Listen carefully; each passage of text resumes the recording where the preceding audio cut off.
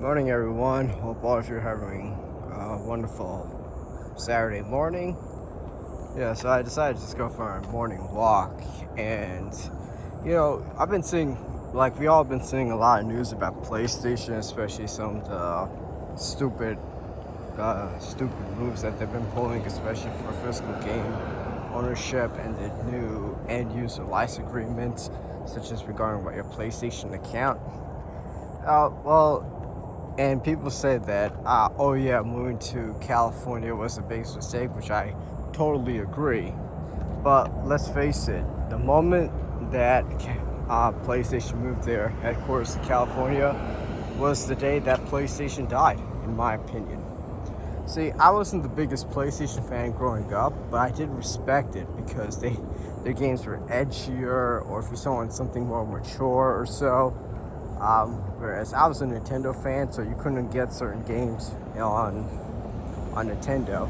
So PlayStation was kind of seen as the cool kids console in a way, whereas Nintendo was seen as the kiddie console, especially in the 2000s.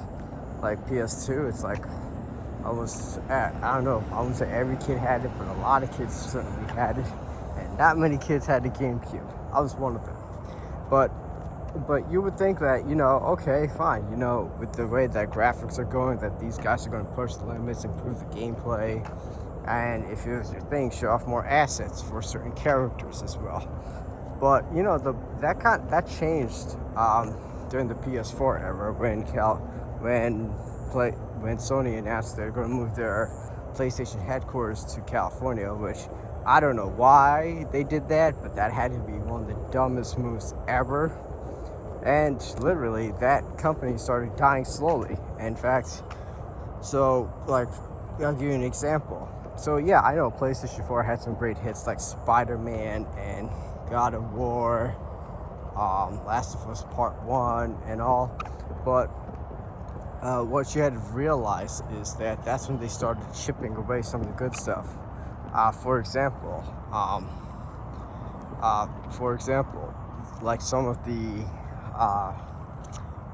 more suggestive games like Senran and Kagura, they started censoring that. That's how it starts. First the censorship on anime games, and then they also started to say, yeah, we don't want more anime games because it's culturally insensitive. So once again, you have a company telling what grown adults should play, should not play, which is utterly stupid. And I'm like, hey, you know what? That's what made your console more edgy. You had some of this. So you didn't have to worry about the sensitivity bullshit. You allowed whatever. You did not gatekeep whatever games. In fact, it was Nintendo that used to gatekeep what games to go onto their system. At least PlayStation allowed more freedom and free reign, but they started chipping that away. So that's number one. Number two, basically, in 2020, when they got rid of Suhei Yoshida, basically, he was the one who oversaw the success of PlayStation 4, and they replaced him with Jim Ryan, who was a complete fucking disaster, and will always be a complete fucking disaster in my book. Because Jim Ryan, he seemed, yeah, sure, he worked in the industry for 30 years, but he seemed to have no freaking idea how anything operates. Like, he was saying why people like to play retro games and stuff, and then he was pushing the live service bullshit, all these consolidations and stuff. And he also shut down the Japan studio, which made some big hits. And yeah, repurposed Team Asobi, which only had released Astrobot, which is a good game from what I heard. Haven't played it, but you get the point. Jim Ryan, he was the one pushing all these horrible ass decisions, even shutting down random studios as well, acquiring them, and that's one of the reasons why PlayStation's the way it is right now.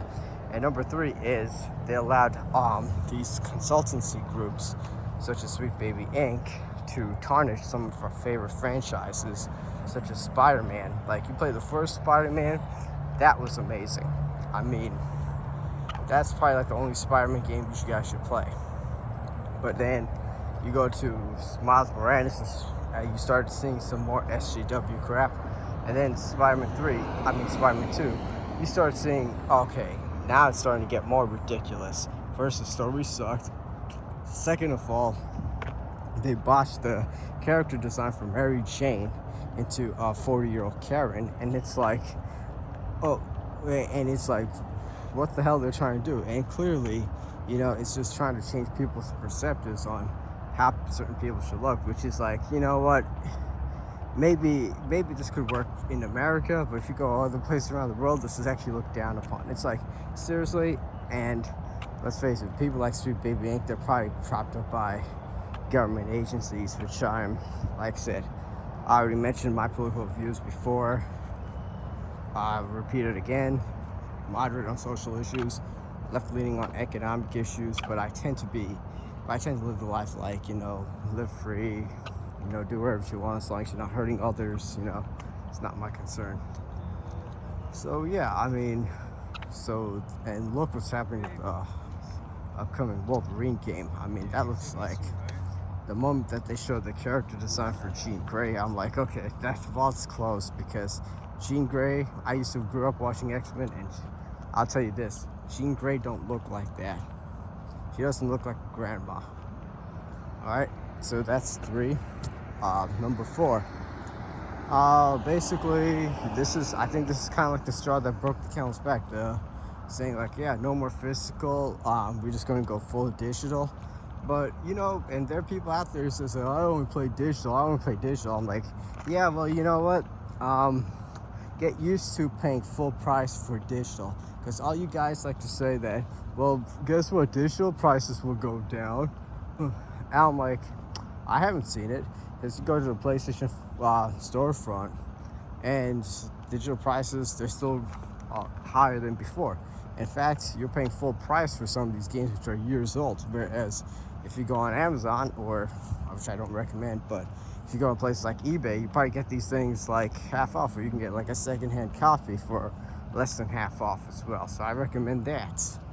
And it's no surprise that people like this disc protection, like how they're seizing this disc protection. This marks an true end of an era for some of us older gamers, people who've been gaming since the 90s, because we grew up with physical, like opening the box, looking through the cover book, which they don't make anymore, but appreciating the art and seeing that, how like just the cover design and everything like that, the anticipation once you get home and pop it in. We're not going to, yeah, like I said, they got rid of the cover books and the booklets and stuff, but at least you get to appreciate the art and stuff and look forward to playing it when you get back. So, especially us growing up, when we used to get games for Christmas, it was all physical copies and that anticipation and all that fun stuff. But I don't think we're going to have a lot of those moments anymore, because it seems like this is just the first step to digitalizing all our games. First, everyone can say that, oh, Nintendo's the last stand. I'm like, remember, they're phasing it slowly. Game key cards are just the beginning. And I can understand that, there's certain games that can't fit in a game key card, or they're too big. But there are plenty of games out there that are not, that do fit the cartridge. There's certain games that cannot fit the cartridge and they're too big. That's why they do the game key card. Whereas there are other games out there, they do fit the cartridge and all. And basically, they still choose to go for the game key card option. So Nintendo's not off the bat. So a lot of these, but PlayStation's the one that really it's the last straw that kind of broke the camel's back. And you can see now that they're doing insider trading with the CEO, who should just go to jail right away. Also, you've seen people saying, yeah, we're going to cancel these PSN accounts. My thing is this, sure, how many people are really going to cancel in the end? Because PlayStation's like, yeah, this will blow over once GTA 6 comes out. We're just going to, or Call of Duty, the next Call of Duty comes out. Yeah, we're going to go back to normal and stuff. The thing is, sure, they might have some success, but what happens afterwards? Because the people out there, they're starting to buckle up, especially the older gamers, people who still buy consoles and stuff. They're like, you know what, maybe my wallet's going to be closed, I'll just go back to the retro ones and which are a lot of fun, by the way, and explore my backlog that I have. So yeah, I mean, so those are the four things. Like that's what I mean that's why PlayStation had died in 2016, because they started making all these bullshit changes for the worse. First, starting to censor the games and all. Um, piss. They started having piss poor leadership, and then they also headed allowed activists to hijack the games that we liked for existing franchises, from The Last of Us, as well as Spider-Man and all, and the upcoming X-Men game. You can really see it right then and there. And fifth, using physical production. So yeah, I mean, now do I know what the future of PlayStation holds? No, but you know what? If Sony wants to speedrun this brand into bankruptcy, I mean, they seem to be doing a good job at it, because it could happen. It could at this rate. But anyway, yeah, things are bleak. I mean, things are bleak if you're a gamer, or I mean, I say this, stick with retro or so, or do whatever you want. I just say play your backlog. My thing is just don't pay full price for any more PlayStation games. If you have a PSN account, do you really need it? I mean, start asking yourself this. I mean, some people are taking a stance saying I'm canceling it, and I'm like, hey, more power to you. At least you'll save some money in the long run. Anyway, then there are other people out there saying that they would like to get a new hobby. I recommend buying a bike. Maybe that'd be a great hobby to replace gaming going forward. Anyway, yeah, that's all I have to say. Basically, saying those are my reasons why PlayStation died in 2016 when they moved to California. Anyway, feel free to like, comment, share, subscribe, and let me know what you think. Thanks.